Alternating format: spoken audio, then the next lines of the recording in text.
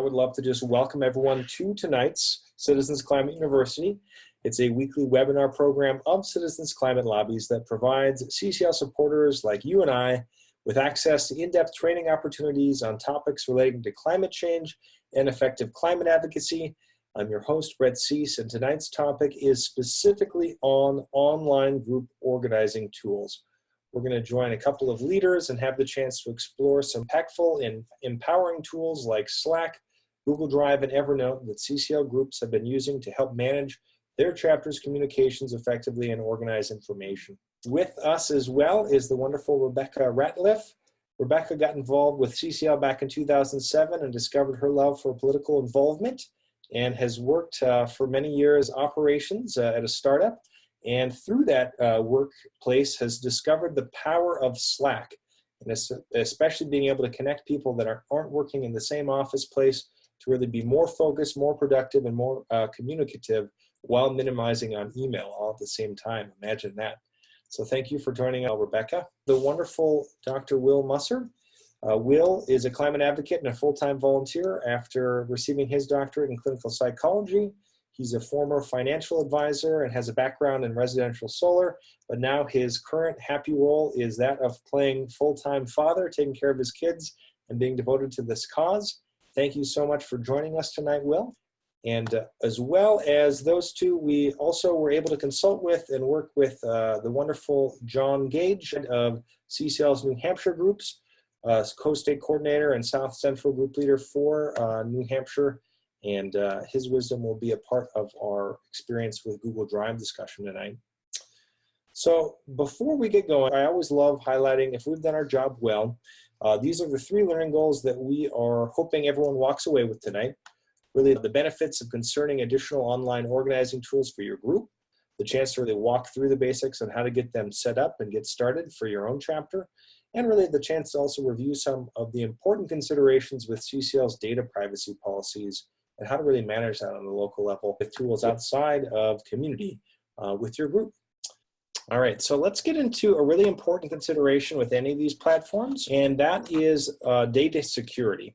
And just really thinking through again, if our goal is really making sure to meet volunteers where their needs are, and thinking about this from a volunteer perspective, then we need to make sure to have whatever practice we use, whether it's any of the platforms that we've used tonight or any others that you might be using, to consider one priority above all others.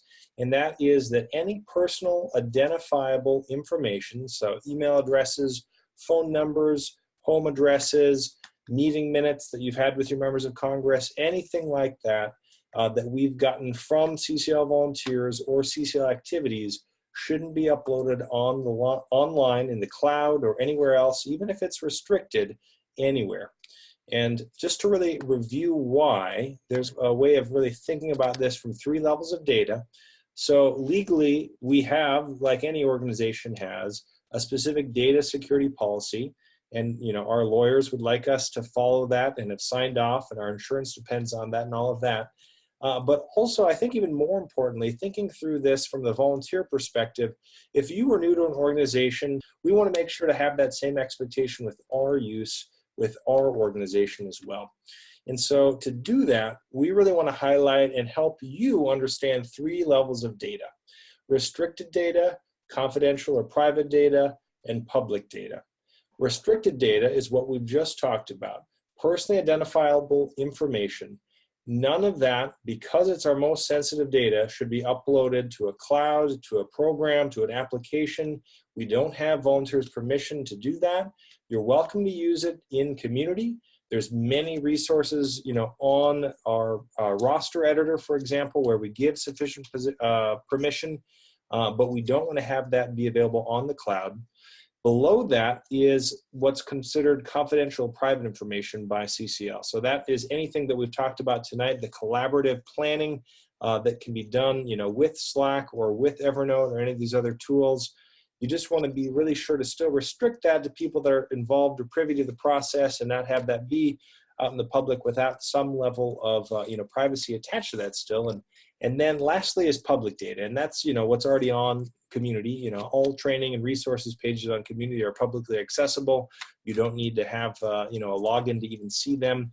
The recording of this, for example, will be available for anyone to search for. And that is obviously just fine to share and not really even consider any kind of data security behind.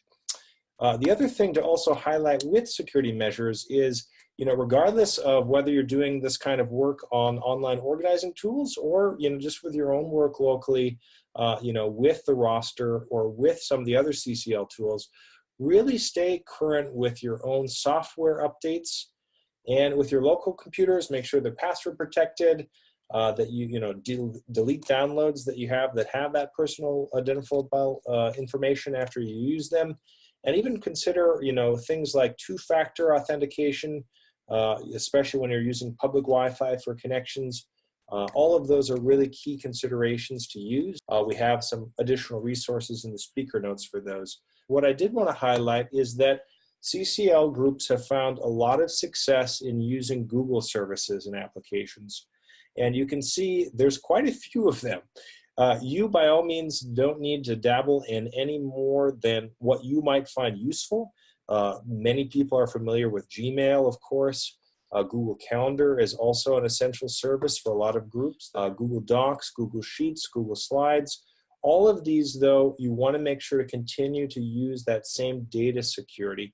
So if you're sending an invite out, you want to make sure that that information is private, that people can't view each other's emails, that you're BCCing people on any email out there, and really just making sure that you're honoring personal identifiable information. What I will do tonight is highlight two quick examples of different applications that Google offers that people have been able to really benefit from. And the two that I'd love to highlight specifically are Google Drive, and then just an example of Google Doc. You can use it to live edit and share with each other, just like Sheets or Slides or a lot of the platform products. So getting started, the great place to go again is drive.google.com. And you can think of Google Drive really like a physical filing cabinet. Again, it's another organizational device. It's in the cloud. Any user with a Gmail account automatically has access to any Google product. And anyone that doesn't have a Gmail access can still sign up for a Google account with any other email service that they use and sign up and not need to go through Gmail. You can have a different email password than what you use, so Google doesn't have insight to what other private information you have with your other email provider. And it's also like a filing cabinet because just like a lock and key, it protects your physical file cabinet with your email address. That's the only way that you really have access to unlock your drive, your folder, your file cabinet. So after you log in, and then from there, you can see that on any of these, you can right-click on a certain folder. You can structure things in your own drive and really own folders or share folders with other teammates as your group. And the drive structure is pretty straightforward. You can think of it really having a top-level drive folder, which is really like the parent. And then that parent contains subfolders. And those subfolders are shared or restricted based on your discretion, rather. So what you can think of, what does that really mean? So, for example, I'm a group leader and I have an intern who's going to help me with local projects with my chapter, and I share that program folder with the intern. That intern will then have access to everything inside that folder. So anything that I've uploaded in terms of PDFs, documents, files, photos, Google documents, you name it. But she won't have any other folder access above that structure. So there's a really clear hierarchy in being able to share that structure. You can create bunches of folders like John has done here with New Hampshire's groups. And all of those are available depending on what admin access that you can set that sharing to. And to share, what you can do is, essentially in any of these Drive or Doc or other folders, there's an upper right button that says Share. From there, you would click on that and it shows a dialog box where you can then click on whether you'd want to have anyone be able to view, edit, or comment. Also, if it's, again, private information, make sure that that's off and that specific people cannot access it. That's something that only you want to be able to see. And then if you want to click on more, you can also really be able to kind of distinguish further whether it's public outside of anyone, just even with the link, or again, turning off only for specific people. So it's not only view for all, It's only people that you want to have in your chapter have access to that. And I would really recommend starting with that as the most base level for privacy settings. Now, the other question you might have is, how do you use Google Docs? But it's basically like a word processor in the cloud. So people can collaborate together and edit, they can comment and ask questions and tag people. It's a wonderful feature that has all the same functionality that Word does. And you can also use it again at the same time and not have to go back and forth with drafts or revisions with email attachments. So this is a wonderful feature. The same thing exists for Excel spreadsheets in the form of Google Sheets and in PowerPoint presentations with Google Slides, which is what we're actually using right now. Many other chapters like John's use, a website feature. They use Google Groups if you're interested in trying that out.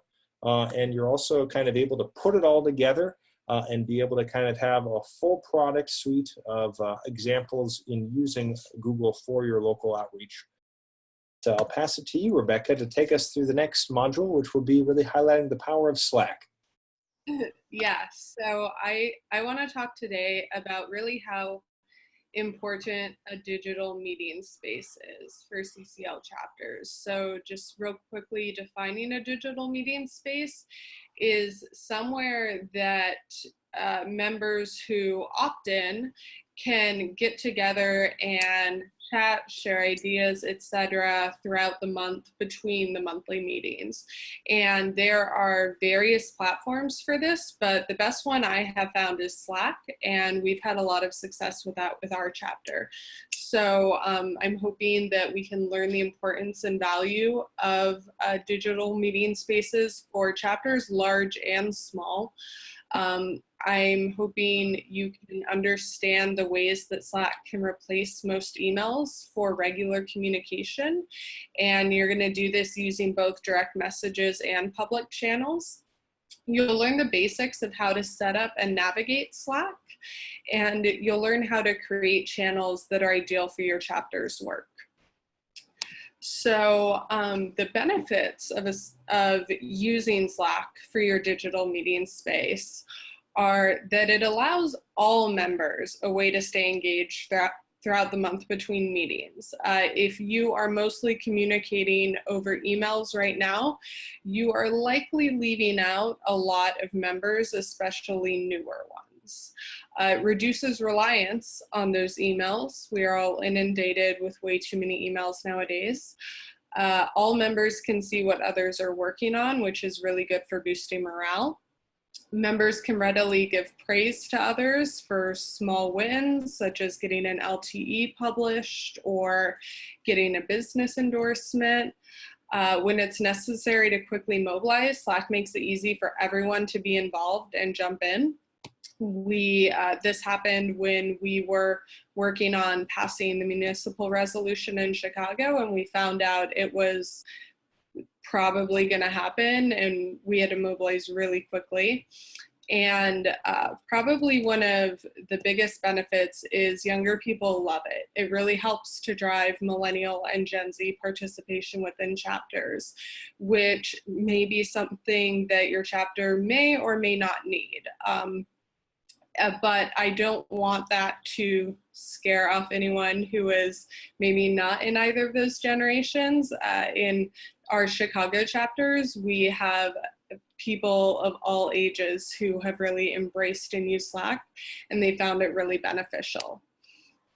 So as I was saying, this is really a meeting space for between those monthly meetings, and for the people who can't make it to them. That's always something that may be the case too. Our chapters generally only meet once a month, and in between these meetings, members, especially the new ones, can feel adrift with the work they are doing. They might want to share ideas, but they don't know how. And if you are just relying on emails, a lot of them may be left out of that. So Slack is a great way to capture the members who want to be the most involved and to really help them stay engaged. Sign up for Slack is voluntary, and it's additional to signing up for CCL's database. If they come to a meeting, chances are pretty high that they're already in our database. So if they're choosing to sign up for Slack, it's a good bet that there's someone who will be regularly participating in the work. This is not to say that if someone opts out of joining Slack, that they're not going to be a really active member. They might just be someone for which this is not for them. However, this is a really good way to get new people engaged. And then finally, Slack is instant and it can be used outside of internet browsers. That is huge nowadays. Just having to go into an internet browser to access communication is something that a lot of us do not want to have to do. And this is something that can be both a mobile and a computer app. So it's easy for responses to be instantaneous. It's easy for you to immediately see what everyone is saying whenever you want to check it. And it's guaranteed that messages are not going to get buried in inboxes. Like Brett mentioned, I use Slack for work and I respond to messages so much more quickly on there than I do emails. I just kind of pass the emails off for later. So this tends to work well. And you might be thinking, what about community or Facebook groups? Because these are kind of digital meeting spaces as well, but I have not found them to work as well for this. Community is useful for a great many things, but it is limited to in-browser use, which, as I just mentioned, is not ideal for a lot of people. And also community, they're just not set up for quick communications. And they're showing everyone who signed up in that area. So it's, probably a lot of our chapter rosters are hundreds of people long, and maybe those people will engage in simple actions like calling their congressperson, but you want to have a way to really capture and know the people who are most engaged, who you can count on for regular activities within your community. And then some chapters might already be using Facebook groups, but this limits engagement to whoever uses Facebook. And that is problematic because a lot of younger generations are not using Facebook nearly as much, and they have opted to leave the platform due to the recent privacy violations and election controversy. Maybe they just don't like that social media platform. So if that is what you're using for your digital meeting space, it may leave a lot of people out, whereas Slack is neutral, doesn't require participation in social media, and can be accessed easily. And I do want to say too, Slack is completely free.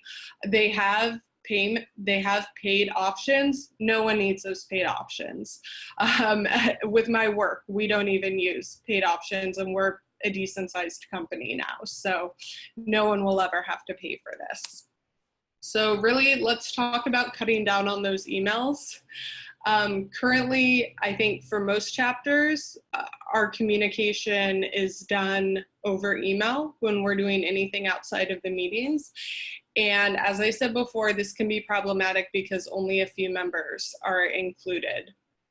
And really, there is not a reason to use email when the communication is very brief. If you are just reaching out saying, can someone do this tabling event? Or how many people can we expect for this happy hour? Things like this. All of that can be done over Slack. The only time email is necessary is when you're communicating larger amounts of information or when you're messaging someone outside of the organization. So it will really help keep your inbox clear if you add Slack into your life. So I want to show you guys how to set up a group Slack channel. So I'll just quickly go through these instructions, and then I'll go ahead and share my screen and show that. So you're going to go to slack.com, type in your email, and create a password to get started. You're going to choose create a new workspace, and then you'll enter the name for your chapter, such as CCL Chicago. And then you're going to create the workspace and work with your group leader to start inviting members that have indicated interest. So you can do this at any time in the month. You don't have to wait until a meeting or something. But then at your next meeting, you want to explain the decision to use Slack and encourage anyone who's interested to sign up and get involved. You might, show people how to navigate it and everything, but also be clear this is up to each individual to use as an outside platform. It's not necessary for involvement in CCL, it's just meant to be a helpful tool. And then, as I mentioned before, it's really useful to have Slack as both a computer and a mobile app. If you don't have it on your computer, you can just use it in browser, but like we said, it's not nearly as effective. And you do not have to worry about being inundated with notifications. You can choose which notifications you want to get. So I am going to share my screen. Slack.com, like we said, put in my email address here. Try for free. It's always going to be free. And then, all right, so I already have these workspaces, but if I wanted to create a new workspace, which is what you would see. So as you can see, here is what our chapter Slack looks like. So we have general here. That's where you are just going to put a lot of, general information. Today we're having a summer party thing. So it's like, all right, getting ready for the party. Someone's asking for advice about some messaging. Anything that you want to ask everyone about that's just kind of general, you'd want to put it there. And then we have more specific chapters. So if you want one for endorsements, this is where we're doing any chats about endorsements. We have our drafts and dividends channel for when we were really trying to get breweries on board. We've got social media for talking about that. And so it's nice to break it down into these different channels just so you can make sure the conversation stays really topical. And it's easy to create a channel. All you do is, as long as you're the administrator, if you create it, so you click that, you would put the name of the channel, so new channel, and then the purpose, like it says, it's optional. If you want, you can maybe you put a really relevant link in there that you want people to be able to see at the top. And then when you make the channel, if you want to automatically invite some people to it, you can do that. As you see, a list of people comes up, and you can also search for names.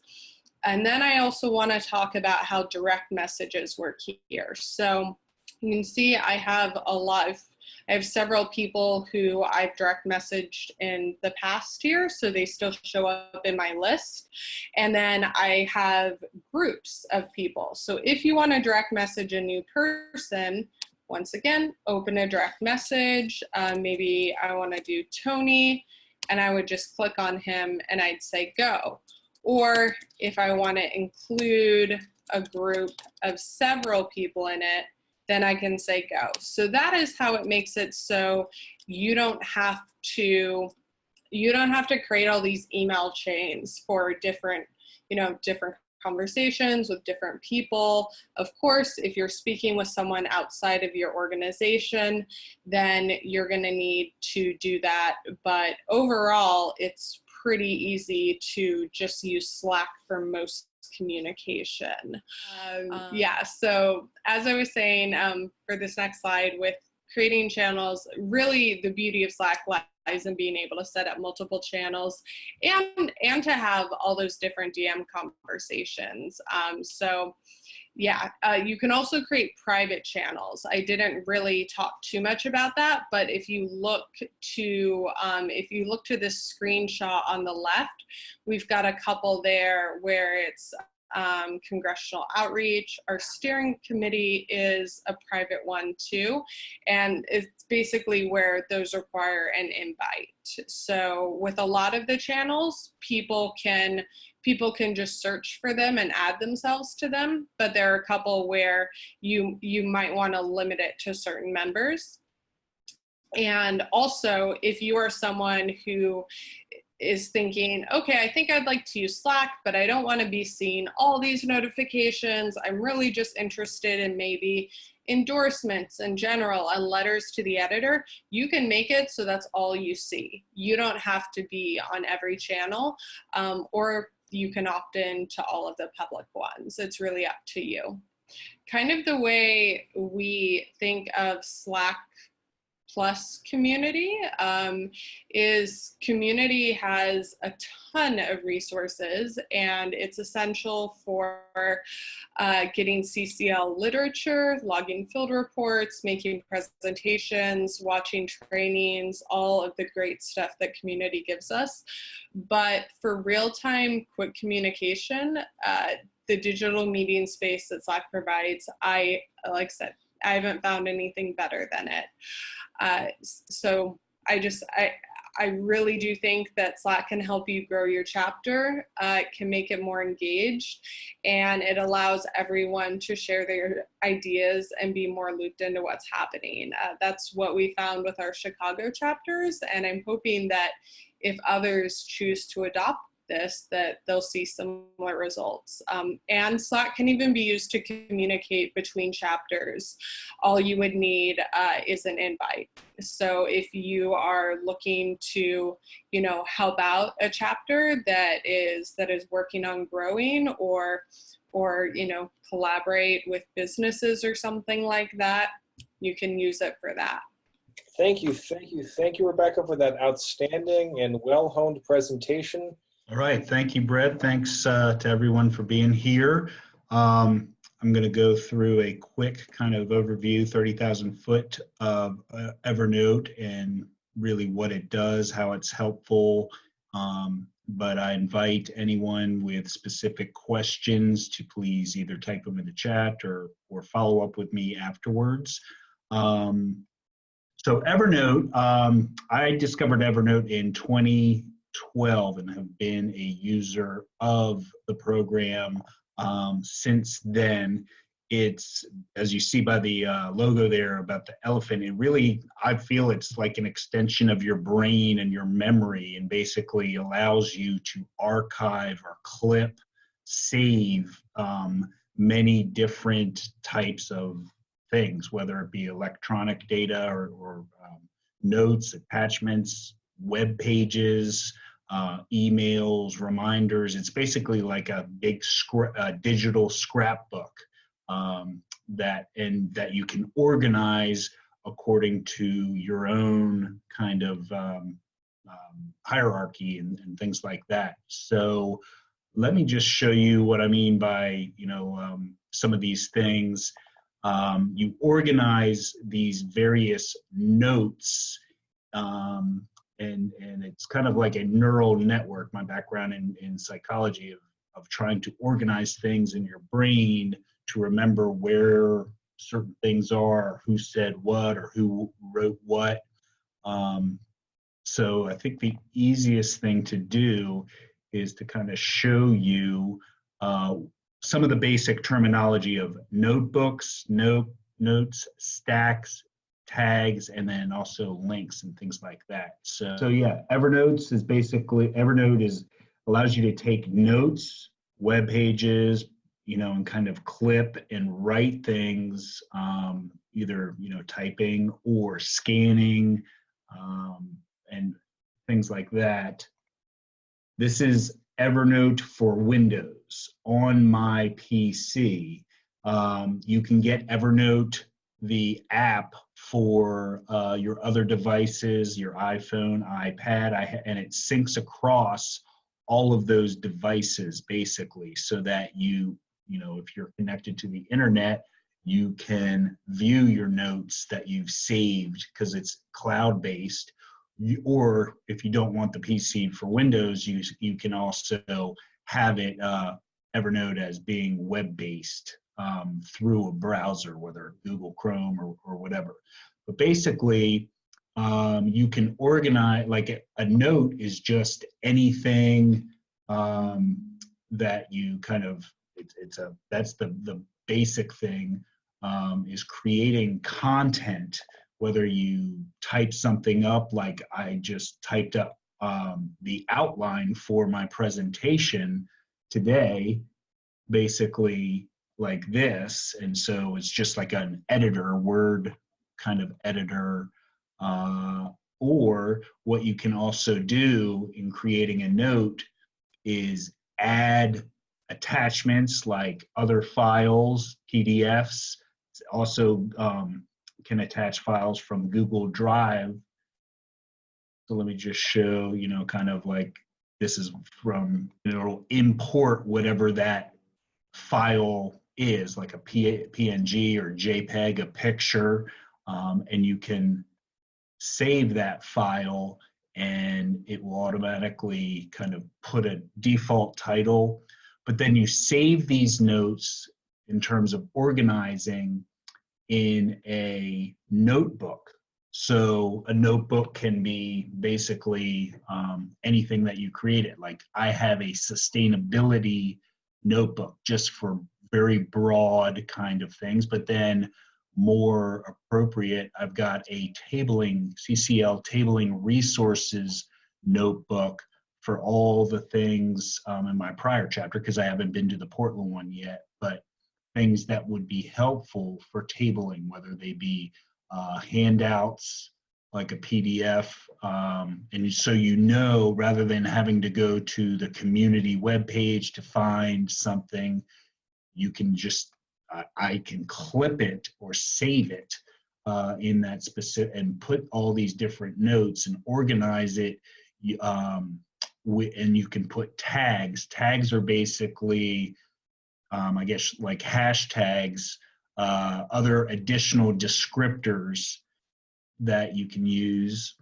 And also each of these notes, just for example, to show you, so like here is a clipping, and this is a note, which is like the Q&A taken directly from the community page. Let me just show you. So what you can do is, rather than having to remember how to navigate to that within community, you get I can clip this page, and basically what it does is whatever, it clips it just like a scrapbook, and it would save the URL of the website and then also the content. You can kind of tweak it for the format and things like that. But so you can also remember the URL as well. So that's another benefit. So you can accumulate or just archive all of these things and be like, hey, where's the FAQs for the Energy Innovation and Carbon Dividend Act?